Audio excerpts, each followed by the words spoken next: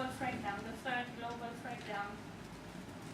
So these are like two very important dates to keep in mind. Can I also say, now this is coming up very, very quickly, but other organisations like War on Want and the World Development Movement are already organising, and here the Green Party already on board, and I think there are lots of others on board.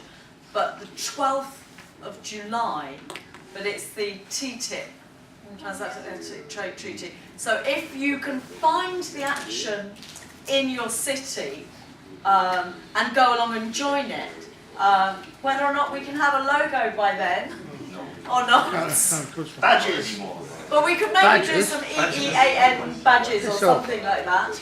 But to go along to that, maybe take some photographs that then we share with each other. At least we can start building some sort of communication, sharing that, even for this day, 12th of July, that's coming up very, very quickly. I hope we've all made some notes. Thank you very much, Francois, for that report. I think that it is true that the green energy for all will include as part of that an anti-fracking element, and I think we have more to say about that, and I think if you're happy we will discuss this in a little bit more detail now, and we have reports from the UK, and we have more information from what's happening in Romania. If you'd like to do that now, if you have 5 minutes. Yeah, not only in Romania, I would also want to report about the European level, yes, because I'm involved in this European level. Yeah. Against Yes, fracking. thank you. Yes, you can do that now. It's me? Yes. Okay, I thought it's UK first, so then I continue. Maybe UK. Well, Stephen, do you want to come in first and then we can come back? Because some of the things are so similar, some of the stories. How long have I got? How long have I got? I said I've got to speak slowly as well. But with an accent. What You've got to translate into... I mean, I've been involved with the fight against fracking in this country for about 3 years now, and originally it was a NIMBY movement. I don't know whether people know what NIMBY is, not in my backyard. However, over the course of the 3 years, it's very much now the line of the anti-fracking movement in this country is no fracking anywhere, and we're all. Is it Knops? Is it not on my planet? That's it. And we've also moved on because at the beginning it was very much an anti-movement, and some of us argued strongly that it should be also a pro-something movement.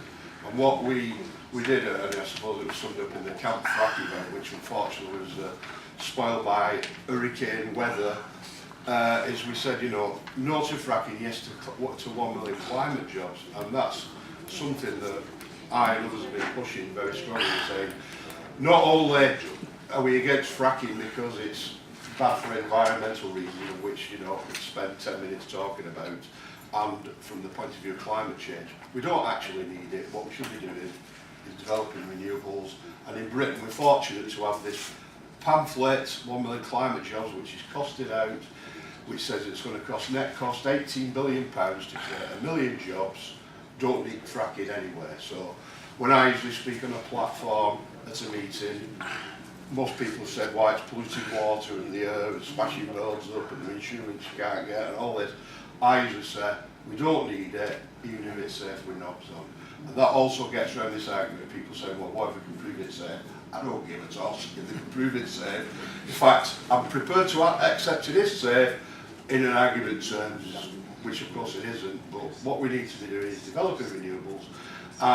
The 1 million climate jobs allows us to take up not just a question of we should be developing tidal power, wind power, solar power, you know, geothermal, but also big elements of it is insulating people's homes, public buildings, putting solar panels on public buildings, redesigning industrial processes. It's also about getting people out of the cars in terms of developing public transport, growing more of our own food in our own country, and also educating people, providing training. There's jobs to be had there, and training people with the new skills and technologies that they will need to do all what I've just said. for me, there's a new pamphlet coming out next week, I think it is. There's going to be a launch of it. I think it might be on the 21st. I remember there's an event on the 21st in Britain. It's an abridged version, shorter one, which will be easy to get out. And for me, in Britain, that's what we should be promoting as a movement, and as something that's got widespread support in the unions. Unite the Union Way now supports one of the climate jobs, Baker's Union. You know, there's about half a dozen UCU, you know, the university lecturers, and we should be, you know, utilising the fact that these unions support it, and that's what we're into, to build a big movement around this. And what I've been proposing recently around the issue of fracking is we've got to a stage now where the big thing is this growth and infrastructure bill, which the government announced in the Queen's speech recently, which only yesterday, I believe, Labour Party have said are going to support its passage through Parliament, which of course is a scandal that they're doing that. Any idea that they're committed to opposing fascism, fracking, sorry, is obviously goes out the window if they're supporting a piece of legislation which will effectively allow it to take place. It's not just that issue, it's also allows land to be privatised, it's also shortcuts planning route applications, you could, speeds up the process. And the fracking industry in some respects is waiting for that piece of legislation to go through before it puts down its foot on the accelerator and gets stuck in it here in Britain. And something we should be doing is putting pressure through whatever organisations we're on Labour to say it's not good enough that they're backing this legislation. That should be actually, not only should they not be backing it, they should be leading a campaign to stop it go through Parliament. And for me that fits in with what we should be doing in the next period, and what I'll certainly be in Greater Manchester TUC, which I'm involved in, is saying we should be lobbying the Labour Party conference, TUC conference and the Tories, saying we want a ban on fracking, we want a commitment from Labour. If they're not going to give it us, well, fair enough. In the process of fighting for it, there's a lot of people in the Labour movement, trade unions who support this stuff, who are going to be pissed off if they don't make a commitment to it. So we should be lobbying. I know I live in Manchester. That's where the Labour Party coming in, I think it's end of September, frack-free Greater Manchester. Everybody we can get on side, we want to push a big demonstration on that issue. Obviously it links into the TTIP, that's why I call it TTIP, I call it TTIP. The anti-fracking movement's already taken this up and says this is a threat, but there's other people campaigning around that as well, around the NHS for example.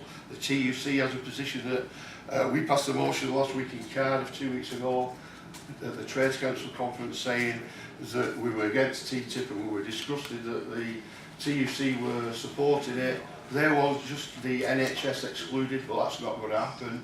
It's also about civil, but whether we should link them two together, certainly it's happening. We've got an event on the date you said, 12th of July in Manchester. I'm speaking at it from the trade union side. That campaign's happening. I think that should be broadened out, include people who are against TTIP for NHS, whatever other reasons. But certainly it's a part of the campaign we should do it. People like the fuel poverty action people, they're already doing a lot of this stuff. And what I'm concerned about, we don't duplicate things that other people are doing. There's other actions coming up like Reclaim the Power. We're going to have a summer camp in August, which I suggest we should be getting down to. But my view should be making a big push to try to commit everybody, or as wide as forces as possible, to support 1 million climate jobs. That's the answer to the problems we've got on climate change, on fracking, on fuel poverty, public transport, congestion. It ticks so many boxes, it's unbelievable.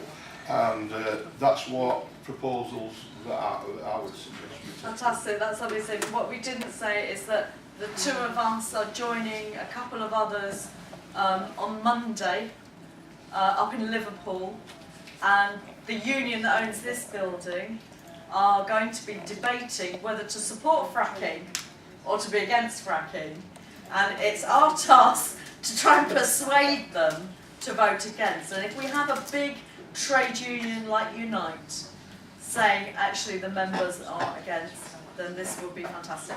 But on the 12th of July, like Stephen says, let's not duplicate things, but if you are going to a TTIP action on the 12th of July, perhaps you could take a photograph, maybe we can share these photographs and put up a wall of saying the European Eco-Socialist Action Network all took part in these events, because we can share it like this and help build up a body and draw more people in so that we can share that information across.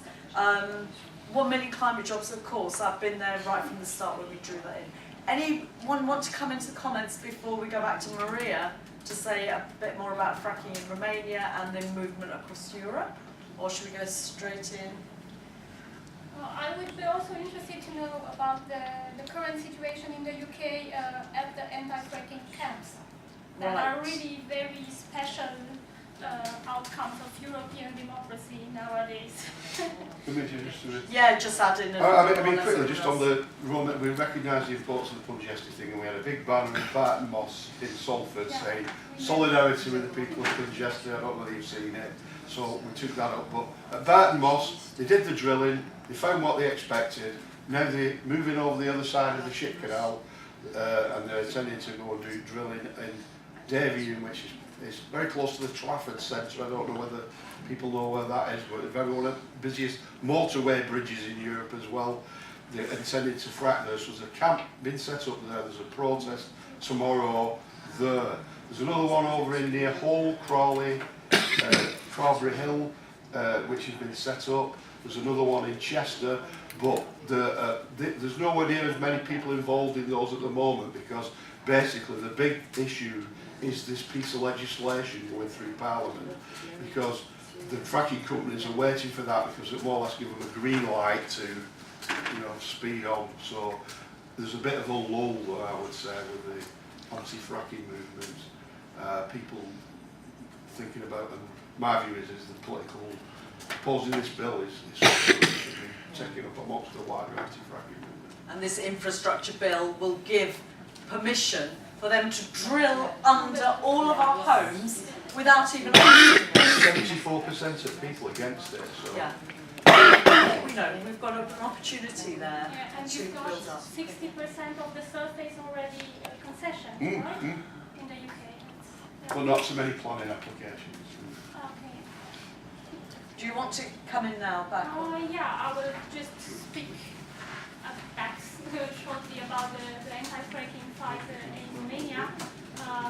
And just to give you a broad overview of the situation, so 70% of the Romanian territory has been leased, in silence, in big silence, during the last 10 years.